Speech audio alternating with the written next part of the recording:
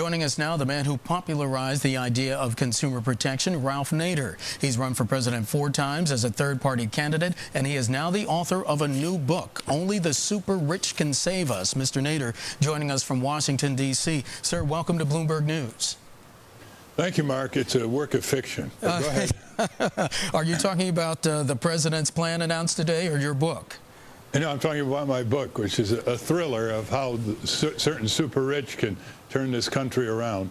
And in watching President Obama, I looked back historically, and I noticed that President Clinton didn't make a speech like that, and President Bush didn't make a speech like that. So it's a good rhetorical framework.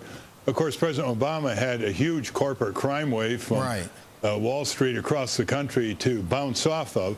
But my concern is what happens when he sends that bill to the Shark Tank, that corporate Shark Tank in Congress, that's beset by lobbyists that want to exempt different parts of the industry from the bill and would want to weaken its enforcement teeth and want to diminish its budget. Well, as the president was saying, that this is, he wants to try to keep momentum going. This is part of a broader effort to overhaul regulation of financial institutions. Should that be a separate issue, do you think?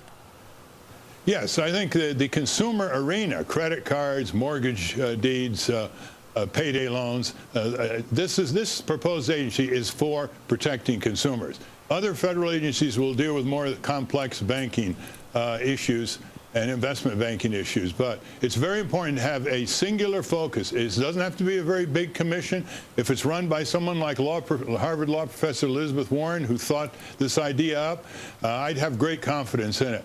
But he's going to have to track this bill with his White House power and influence over Congress, committee by committee, before it's shredded.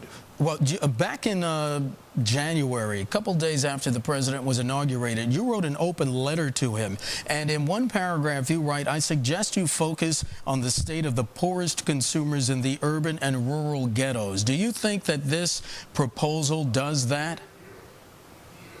Well, it certainly covers the payday loans, the predatory rackets, the fine print deception that misleads and defrauds especially poor consumers.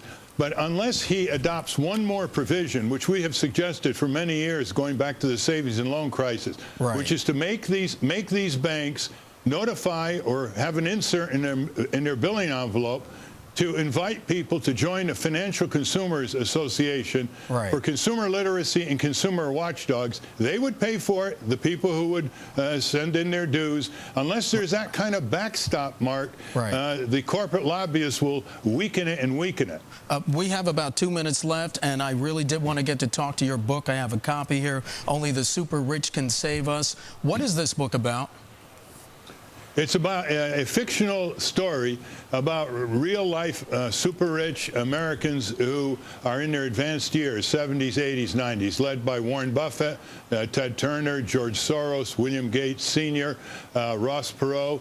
And Warren Buffett assembles them in January 2006 when this takes place in a mountaintop hotel in Maui, Hawaii, and basically says, we don't want to see our country decline any further. We're going to mobilize the good people of America to take back their country, which involves a titanic power collision between all the forces that these super-rich heroes marshal against the corporate bosses and their political allies in Washington. In about 30 seconds, have you spoken to any of the characters in this book, and have they given you any feedback?